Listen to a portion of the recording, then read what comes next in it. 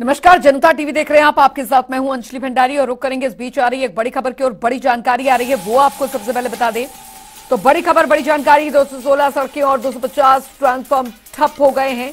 ये इस वक्त की बड़ी खबर। आज भी बारिश, हिमपात होने के आसार बने हुए हैं। शिमला के लोगों को स्नोफॉल की आस जरूर बनी हुई है।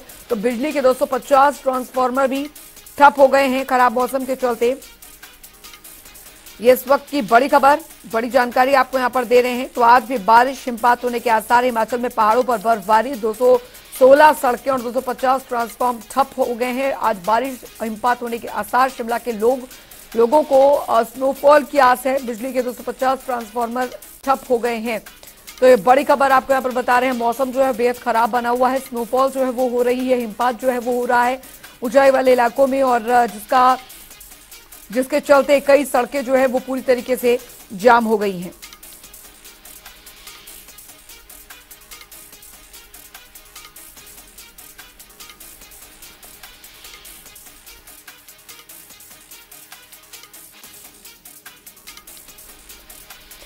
मनमिंदर अरोड़ा संवाददाता हमारे साथ जुड़ गए हैं और सौरभ भी हमारे साथ लगातार बने हुए हैं और साथ ही ब्यूरो चीफ विकास शर्मा भी हमारे साथ इस बीच जुड़ गए हैं।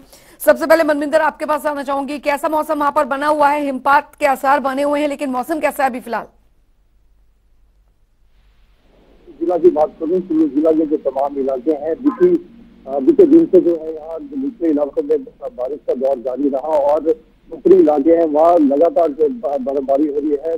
वही दूसरी जो है लाहौल स्पीति में बीते जो 48 घंटे हैं वहाँ पे भी लगातार जो बर्फबारी जारी, उसके बाद जो वहाँ संपर्क मार्ग जो है वो बंद हो गए। हालांकि जो ऊपरी इलाके कुल्लू जिला के और लाहौल के हैं, दोनों के ऊपरी इलाकों में जो है सड़कें भी बाधित हो चुके हैं और बिजली आपूर्ति काफी ठप हो चुकी है। लेकिन अंत में एक और बात आपको बताना चाहूंगा, इससे जो अब बारिश और बर्फबारी से जो ठंडी प्रदेश का अब खासा प्रभाव पड़ता जरूर नजर आ रहा है, क्योंकि इसके टेम्परेचर में जो काफी जो कमी आई है और ऊपरी इलाके वहाँ पे जो बिजली पानी की जो आपूर्ति है वो ठप पड़ गई है। पानी की पाइपें अब जब शुरू हो गई है, जिसके बाद जो निचले इलाकों में जो पानी की जो किल्लत अब होने लगी। हालांकि अभी मौसम विभाग का आज पूरा दिन का जो अलर्ट है, आज पूरा दिन इसी तरह से जो निचले जो इलाके हैं वहाँ पे बारिश और ऊपरी इलाकों में जो लगातार बर्फबारी होने के आसार है। वहीं अब बिल्कुल बिल्कुल लगातार बर्फबारी और बारिश जो है वो हो रखी है। कई सड़कें जो है वो ठप हो गई है। शिमला से ब्यूरो चीफ विकास भी लगातार हमारे साथ बने हुए हैं। विकास, बर्फबारी जो है शिमला की, जो मशहूर बर्फबारी है, वो शुरू हो चुकी है। देखिए बिल्कुल, और बर्फबारी तो नहीं हो रही है, लेकिन बर्फबारी से पहले जो स्लीट गिरती है वो अभी जो है अब से कुछ ही देर पहले यहाँ पर शुरू हुई थी। हालांकि अभी थोड़ी थम गई है, लेकिन रुक रुक कर बारिश और ओलावृष्टि का दौर जो है वो शिमला में जारी है। हालांकि इस बार की अगर बात करें तो ये बहुत सालों के बाद हो रहा है कि इस बार बर्फबारी जो है वो यहाँ पर ना के बराबर ही हुई है। अब तक अगर पूरा दिसंबर और जनवरी का महीना आप देख लें तो एक या दो बार बहुत हल्की बर्फबारी जो है वो यहाँ पर हुई थी, जो कि समय रहते ही यहाँ पर पिघल गई थी। ऐसे में यहाँ के जो लोग हैं, क्योंकि देखिए पर्यटन जो अगर दृष्टि से देखा जाए तो हिमाचल प्रदेश एक पर्यटन राज्य है, तो ऐसे में टूरिस्ट जो है वो इसी आस को लेकर जो है वो यहाँ पर पहुंचता है कि कब यहाँ पर बर्फबारी हो। शिमला तो अभी जो है बिल्कुल अछूता बर्फबारी से दिखाई दिया है इस बार सर्दियों के मौसम में। अभी तक तो बर्फबारी जो है वो ना के बराबर हुई है, लेकिन आसार जरूर नजर आते हैं। तापमान की बात करें तो जिस तरह से बीते कल से रुक रुक कर बारिश और ओलावृष्टि और बर्फबारी जो है ऊंचाई वाले इलाकों में हो रही है, इससे तापमान में गिरावट जरूर दर्ज की गई है। राजधानी शिमला की तस्वीरें जो है वो आप कैमरे की नजर से इस समय देख रहे हैं। अगर दूर पहाड़ों पर अगर आपको दिखाएं तो धुंध जो है वो जरूर नजर आ रही है। बादल जो है वो छाए हुए हैं और काले बादल छाए हुए हैं। ऐसे में ये अंदाजा जो है वो लगाया जा रहा है, अनुमान जो है ये यहाँ पर लगाया जा रहा है कि आज शाम तक जो है वो इसी तरह से मौसम जो है वो यहाँ पर बना रहेगा। मौसम विभाग का ये कहना है कि अगले 24 घंटे तक जो है वो इसी तरह से मौसम जो है वो पहाड़ों पर बना रहेगा। मध्यवर्ती इलाकों में बारिश होगी, ओलावृष्टि होगी, निचले इलाकों में बारिश होने की संभावना जो है वो कहीं कहीं है। उसके अलावा अगर ऊंचाई वाले इलाकों की बात करें तो आज भी बर्फबारी का दौर जो है वो यहाँ पर जारी रह सकता है, क्योंकि शिमला जो है अपने इसी प्राकृतिक सौंदर्य और इसी मौसम के लिए जाना जाता है, लिहाजा लोगों को आस तो बहुत है, लेकिन लोग जो हैं इससे दो चीजों को जोड़कर जो है वो अंजलि यहाँ पर देखते हैं। सबसे पहली बात कि पानी की आपूर्ति हिमाचल प्रदेश में अगर बारिश होती है तो वो ये माना जाता है कि गर्मियों में जब पानी का स्तर जो है वो नीचे चला जाता है तो उसमें ये कारगर साबित होता है और पानी की जो वाटर लेवल जो है वो मेंटेन यहाँ पर इस तरह से रहता है। दूसरी बात, बागवानी के अगर दृष्टिकोण से हम देखें तो क्योंकि बेहद ही जरूरी ये बर्फबारी जो है बागवानी के क्षेत्र के लिए भी रहती है, सेब की फसल के लिए जो है ये एक सौगात की तरह या एक संजीवनी की तरह जो है वो इसे कहा जाता है। तो इस बार चिलिंग आवर्स जो है वो पूरे नहीं हो रहे हैं। ऊंचाई वाले इलाकों में तो बर्फबारी हो रही है, लेकिन वो वैसी बर्फबारी नहीं है जैसी हर मर्तबा हम देखा करते थे, लिहाजा इस बार थोड़ा लोगों को इंतजार जो है वो अभी करना पड़ रहा है। और ऐसा माना जा रहा है कि फरवरी के महीने में जो ये बर्फबारी होती है ये पानी की तरह होती है और जल्दी पिघल जाती है, इसका बहुत ज्यादा असर जो है वो देखने के लिए नहीं मिलता। शिमला जो पर्यटक यहाँ पर पहुंच रहे हैं वो यहाँ पर बर्फबारी ना होने के कारण थोड़ी मायूसी जरूर है, लेकिन यहाँ से अगर हम 10-15 किलोमीटर अगर हम ऊपर के क्षेत्र की तरफ चले जाएं जहां कुफरी है, फागू है या नारकंडा उससे ऊपर है, तो यहाँ पर बर्फबारी जो है वो जरूर देखी जा रही है। बिल्कुल, जो बर्फबारी है वो जरूर यहाँ पर देखी जा रही है और इसका असर जो है वो भी खासा पड़ रहा है। लेकिन अभी फिलहाल क्योंकि मौसम जो था एकाएक बदला था और बागबानों के लिए दिक्कत इस वजह से बढ़ गई थी क्योंकि चिलिंग आवर जो है वो पूरे नहीं हो पा रहे थे। सौरभ भी लगातार हमारे साथ बने हुए हैं। सौरभ, अब जो मौसम का ये अपडेट आया है और जो मौसम बना हुआ है, बागबानों के चेहरे कम से कम खिल उठे होंगे। बिल्कुल अंजलि, पिछला कांगड़ा की बात की जाए तो पिछले कल जो है सारा दिन आसमान में जो है कहीं ना कहीं काले बादल जो है डेरा जमाए हुए थे और दिन भर जो है कहीं ना कहीं रुक रुक कर थोड़ी थोड़ी समय बाद जो है बारिश भी हो रही थी और ऐसे में जो किसान हैं उनके चेहरों पर भी खुशी की लहर कहीं ना कहीं देखने को मिल रही थी। लेकिन अगर आज सुबह की जाए अंजलि, तो आज सुबह जो काले बादल हालांकि आसमान में जरूर छाए हुए थे, लेकिन दोपहर का समय बीतने के साथ साथ जो है काले बादल जो है आसमान से गायब हो चुके हैं और अब इस समय जो है धर्मशाला व पूरी जिला कांगड़ा में जो है चटक धूप खिल चुकी है और मौसम जो है बिल्कुल साफ बना हुआ है। जी अंजलि, बिल्कुल मौसम यहाँ पर जरूर साफ बना हुआ है, लेकिन जो सड़कें हैं वो यहाँ पर क्योंकि काफी ज्यादा बाधित हो जाती है विकास, क्योंकि अभी मौसम को देखते हुए प्रशासन की तैयारियां यहाँ पर कैसी की गई हैं?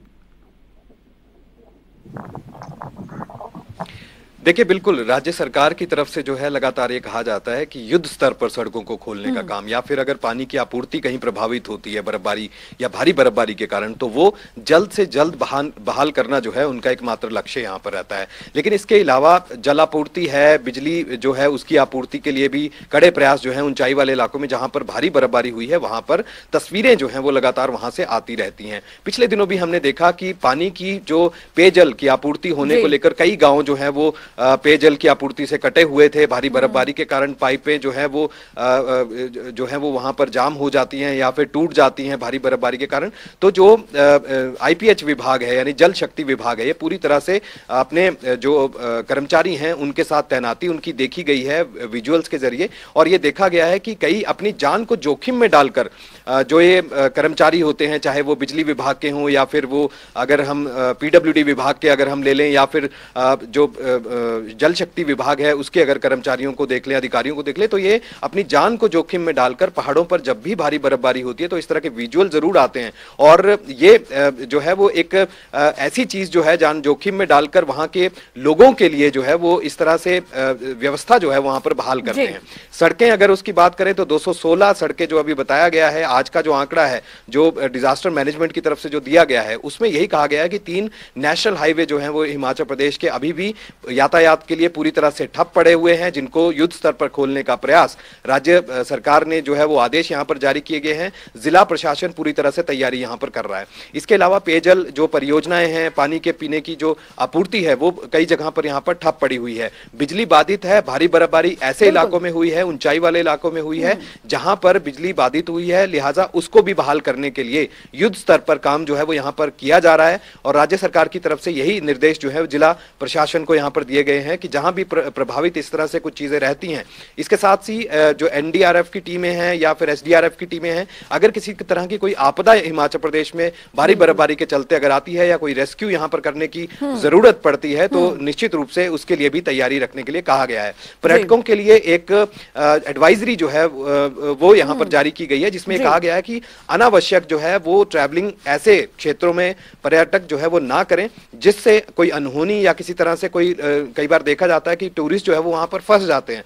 तो ऐसे में अनावश्यक रूप से यात्रा जो है इन प्रभावित इलाकों में ना करने की सलाह जो है पर्यटकों को दी गई है। जी बिल्कुल, बहुत बहुत शुक्रिया विकास आपका, मनविंदर आपका और साथ ही सौरभ आपका इस तमाम जानकारी के लिए। चलिए खबरों में आगे बढ़ेंगे। नालागढ़ के तहत एक निजी होटल में एक्सपोर्ट इंडस्ट्री को बढ़ावा देने के लिए एक कार्यशाला का आयोजन किया गया। कार्यशाला में मुख्य संसदीय सचिव विधायक राम कुमार चौधरी ने बतौर मुख्य अतिथि शिरकत की और बैठक में आपको बता दें कि आईपीसी इंडिया ने बद्दी बरोटीवाला नालागढ़ इंडस्ट्रियल एसोसिएशन के सहयोग से हिमाचल में उद्योग के लिए आईआईएस एक्ट सेक्टर में क्षमता निर्माण कार्यक्रम का और वैश्विक व्यापार अवसर पर एक सत्र का आयोजन किया गया। 16 मार्च से लेकर 18 मार्च तक चेन्नई में आयोजित होने वाला है।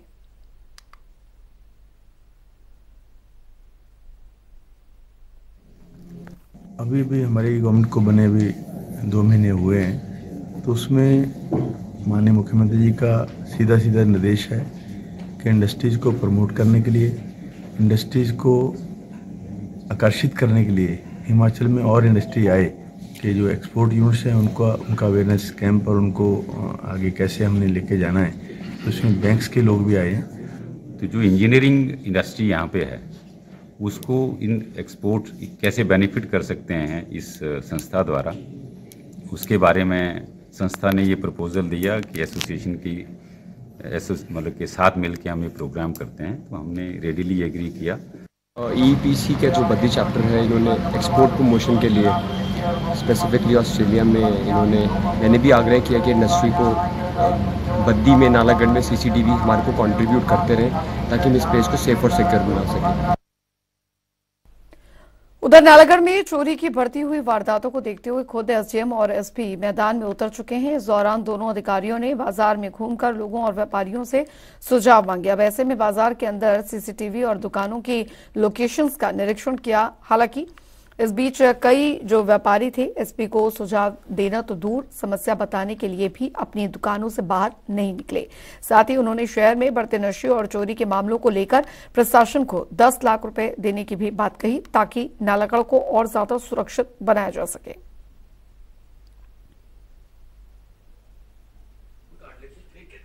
बार बार एक बात मैं रख रहा हूँ कि बद्दी और बरोटीवाला को हमने सीसीटीवी से कवर किया, जो अलग अलग प्लेटफॉर्म पे अप्रिशिएट भी हुआ, हमें नेशनल ई गवर्नेंस अवार्ड भी मिला। अब हमारा सारा फोकस नालागढ़ की तरफ है। एडमिनिस्ट्रेशन, एमसी, पुलिस मिलके यहाँ पे कैमरेस का विस्तार करे, पेनिट्रेशन करे, हमारा यही टारगेट है।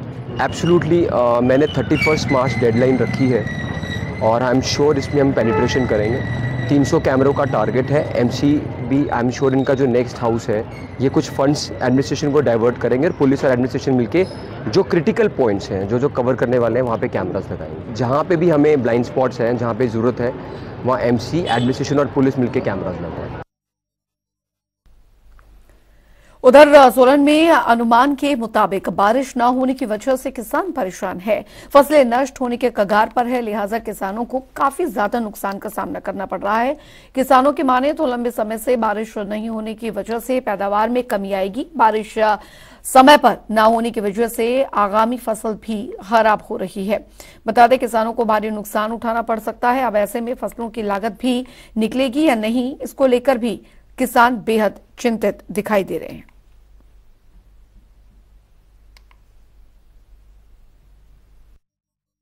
जो बारिश नहीं हुई है इसके कारण किसान टोटली परेशान है, क्योंकि जो टोटल मटर, लहसुन जो सर्दियों की फसलें थी वो टोटल सूखे के कगार पे जा चुकी है और जिम्मेदार लगभग पूरी तरह से लॉस में जाने वाला। बारिश ना होने के कारण सबसे पहले तो हमारी आने वाली फसल मटर है, वो कोई उम्मीद नहीं है। नंबर 2, इस टाइम हॉर्टिकल्चर का टाइम है, पौधे लगाने का टाइम है। इतने पौधे सेब के लिए, प्लम, खुरमानी कैसे लगाएं? ना तो पानी है, पानी की बड़ी समस्या है। उधर स्वयं सहायता समूह के ग्रुप बनाकर महिलाएं आत्मनिर्भर बन रही हैं। बता दें कि राष्ट्रीय ग्रामीण आजीविका मिशन के तहत ग्रामीण महिलाओं को आत्मनिर्भर बनाने के लिए कई प्रयास किए जा रहे हैं। पांवटा ब्लॉक की बात की जाए तो पूरे हिमाचल में पांवटा साहिब ब्लॉक नंबर 1 पर है, जिसकी वजह से यहाँ की स्वयं सहायता समूह की महिलाएं ये कई प्रोजेक्ट्स तैयार कर रही हैं और अच्छा मुनाफा भी कमा रही हैं। जिला सिरमौर के विकासखंड के अंतर्गत 961 स्वयं सहायता समूह बने हुए हैं, जिसमें 8000 से ज्यादा महिलाएं काम कर रही हैं। इन समूहों को 50,000 से भी ज्यादा 1,10,000 रुपए तक का लोन घर बैठे मिल सकता है, वो भी बहुत कम ब्याज में। लिहाजा महिलाओं को आत्मनिर्भर बनाने में स्वयं सहायता समूहों का बड़ा योगदान है।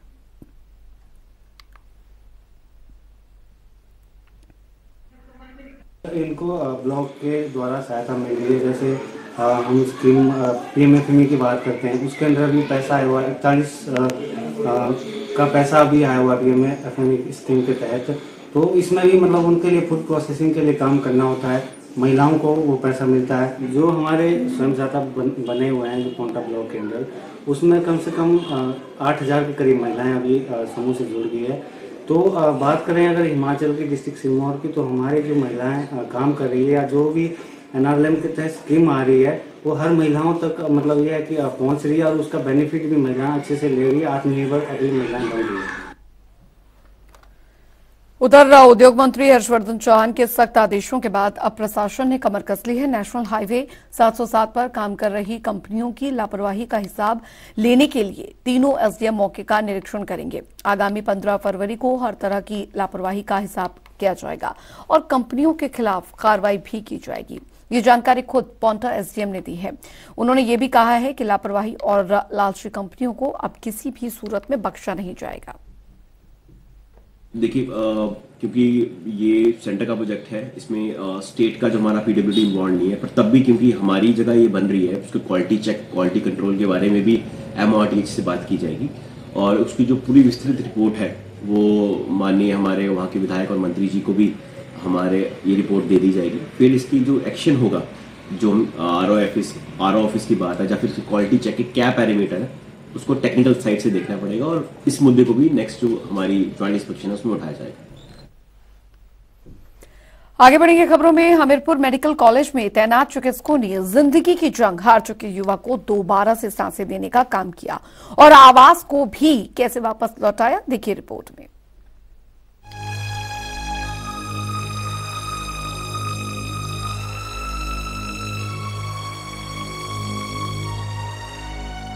डॉक्टर को भगवान का दर्जा यूं ही नहीं दिया जाता। इसकी एक बानगी हमीरपुर मेडिकल कॉलेज में देखने को मिली, जहां तैनात चिकित्सकों ने जिंदगी की जंग हार चुके युवक को दोबारा से सांसें देने का तो काम किया ही, बल्कि खोई हुई आवाज को भी वापस लौटा दिया। मेडिकल कॉलेज में गंभीर हालत में उपचार के लिए पहुंचे सरकाघाट के युवक अभिनव का ENT के चिकित्सकों की टीम ने सफल ऑपरेशन करके सबको हैरान कर दिया है। नेपाली मूल के एक युवक अभिनव के बीच गला कट जाने से जान जाने का खतरा बना हुआ था, लेकिन मेडिकल कॉलेज में तैनात ENT चिकित्सक डॉक्टर अमित सैनी ने अपनी टीम के साथ ऑपरेशन करके युवक की जान बचाई है, तो युवक दोबारा से अब ठीक ढंग से बोल भी पा रहा है। पहले तकलीफ थी, फिर ऑपरेशन के बाद में डॉक्टर को लगा ऑपरेशन किया, उसके बाद इम्प्रूवमेंट हो रहा है। इसलिए तो मान लीजिए अब मेरे आवाज़ नहीं आई, अंकल ने बोला कि आएगा आवाज़, धीरे धीरे करके तो आ गया। मरीज के पिता हिमपाल ने डॉक्टर्स का धन्यवाद करते हुए कहा कि उम्मीद नहीं थी कि आवाज वापस आएगी, लेकिन अब आवाज भी वापस आई है, जिससे सभी चिकित्सकों के बहुत आभारी हैं।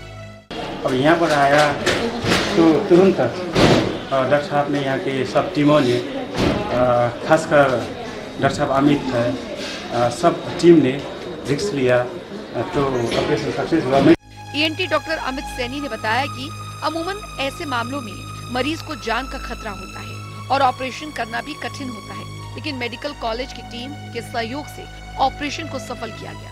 30 तारीख को हमारे पास एक 22 साल का लड़का आया था। इसके वॉइस बॉक्स में इंजरी थी, इसको सांस लेने की भी दिक्कत थी, तो इस पेशेंट को हमने ऑपरेशन थिएटर में शिफ्ट किया। पहले हमने इसके सांस लेने के लिए इसके सांस का रास्ता बनाया, जिसको ट्रेकोस्टमी बोलते हैं, वहाँ पे ट्यूब डाली और बाद में फिर हमने इसका वॉइस बॉक्स जो है वो रिपेयर किया। तो ये इस ऑपरेशन में अलग था, तो इससे जान का खतरा भी पेशेंट के ऊपर बना रहता है। फिर जब वो लाया तो काफ़ी सिक था, ब्लीडिंग काफ़ी हो गई थी उसकी, और फिर हमने इमीडिएटली कैजुअलिटी में उसको इमीडिएटली हमारी टीम में जाके उसको अटेंड किया। उसकी सक्शन की, फिर रिससिटेशन दिया उसका, फिर इमीडिएटली रेलिवेंट इन्वेस्टिगेशन करवाई during emergency immediately, and the patient was straightaway shifted to operation theatre, और ऑपरेशन बहुत बढ़िया हो गया। और अब पेशेंट जो है, अब हम उसकी ट्रैकोस्टोमी ट्यूब को 1-2 दिनों में निकाल देंगे।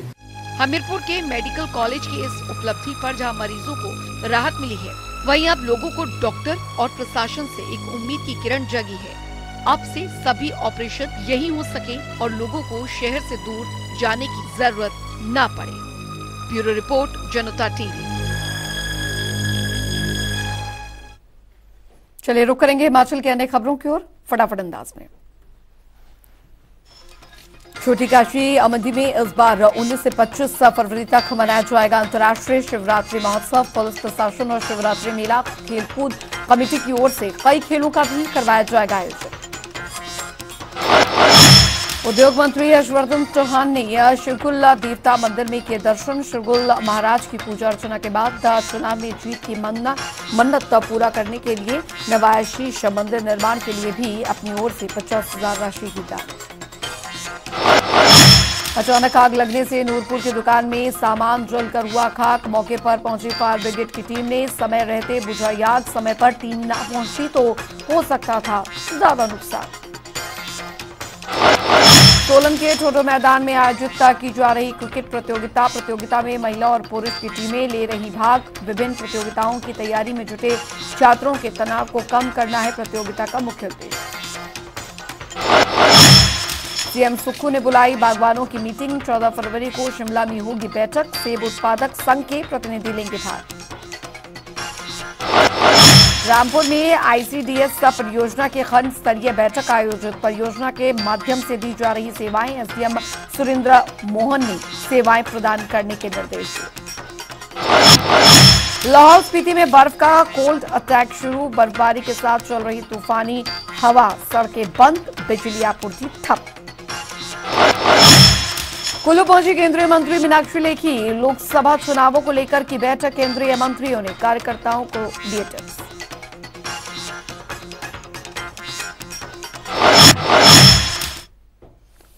चलिए इसी के साथ हिमाचल प्रदेश की खबरों में अभी के लिए फिलहाल इतना ही। आप बने रहिए जनता टीवी के साथ। नमस्कार।